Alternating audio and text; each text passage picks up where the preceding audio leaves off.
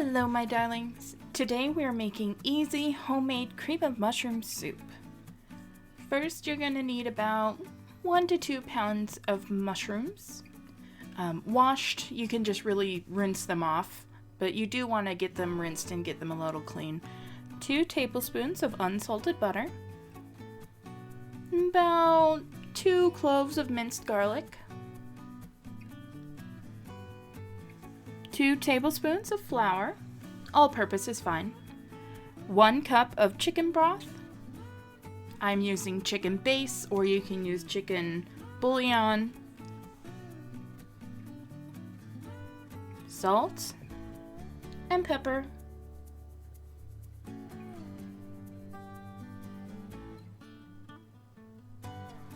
And 1 cup of either half and half, or I had whole cream, so whichever, it's not as important. I wanted to show you this. It's a anti-slip mat. I just got a roll of it for $1 at the dollar store, and it really makes it so your cutting board moves. You can see that I'm actually moving the entire table. And I'm talking to the void again, so here's Tomo. First thing you want to do is chop the stems of your mushrooms. Just get that really woody base off. And I'm actually putting these in a food processor. It's going to make chopping them up really easy. If you don't necessarily want to have them finely minced, you can slice them using the mandolin or by hand, whichever you prefer. Hi Tomo, who's your good puppies? Alright, and then I am going to just pulse this a couple times, let it go, just to get the mushrooms nice and minced up, nice and small.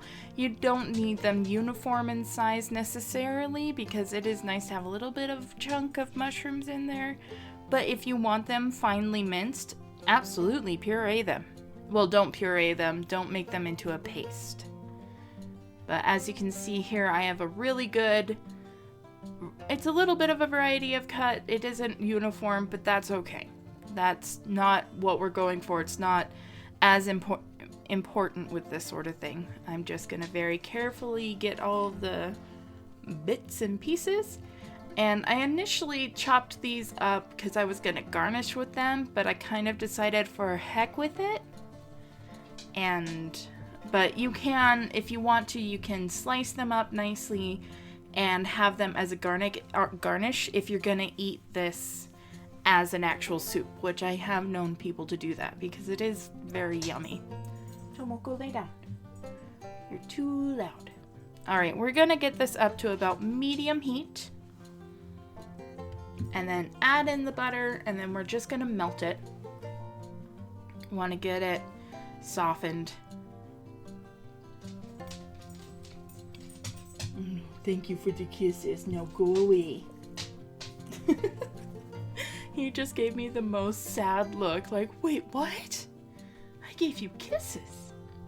Alright, once that's mostly melted, we're going to add in the mushrooms. What we're doing right now is we're adding color, we're giving it a little bit of that nuttiness from the butter, but we're also cooking out a lot of the moisture, because mushrooms have tons and tons of moisture in them, and we don't necessarily want all of that in our soup.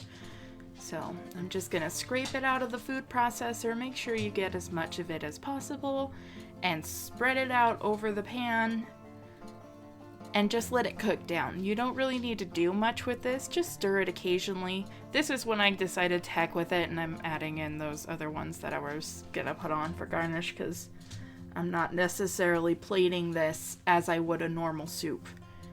I'm showing here that you can actually use a spoon. If you have a hard time gripping the salt, you can use a spoon and just sprinkle over. It makes things easier, especially if you have a thick spoon that makes gripping easier. So there's those wide-based spoons that can make it for people who have a hard time closing their hands on things. You can use those to spread your seasonings. After that's been cooking for a while, you'll see the liquid bubbling up. I put the mushrooms a little to the side, opened up a bit, and added in the garlic. We're just going to brown that garlic and then continue cooking out the liquid from the mushrooms. You can see there I actually had a mishap with that the pepper shaker. It took me like 5 minutes to figure out what was going on. I just put in a battery wrong or something. I don't know. I just kind of hit it a couple times and it worked. So we're just cooking out the moisture. You see there's a lot less bubblage around it. Once most of that moisture is gone, go ahead and sprinkle in the flour. Tomodachi, go to bed. We're going to sprinkle in the flour and then just cook it out. It is going to form a paste, but that's okay. That's exactly what we're wanting to do. And just keep cooking that until that raw flour smell is kind of gone. And just make sure that you get it good and browned, because flour can be, if you don't cook it out and you don't make it cook it out, it just doesn't taste as nice. Once that's all cooked out, we're going to add in the stock.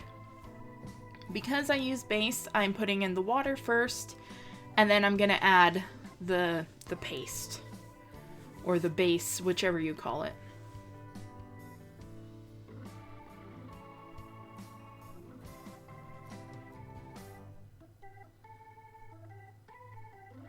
And then just put in the equivalent as to make, or however much it takes to make 1 cup of chicken stock.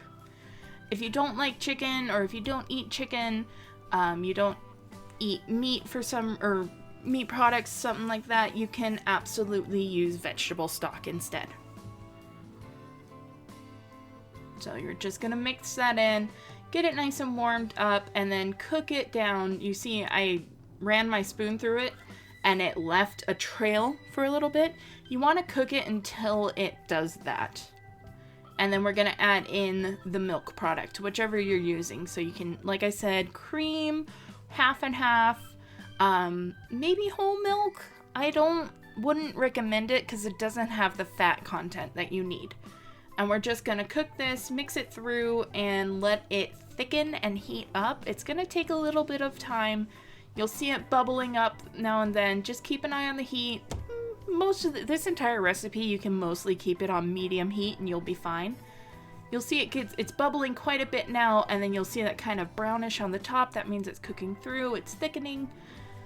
Mix it up some more, and just throughout this process, mix it.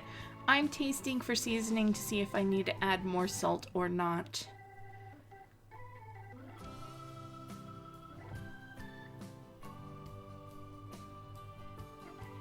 And it's good. So once it is cooked all the way through and it's thick enough, what you want is it thick enough to coat the back of your spoon.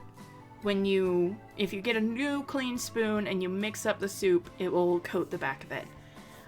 Here's the picture. I'm actually going to use this for next week's recipe, and so I filmed it at the same time, so I didn't bowl it up to not dirty another bowl. Thank you so much for watching. Please like, comment, and subscribe. And love you!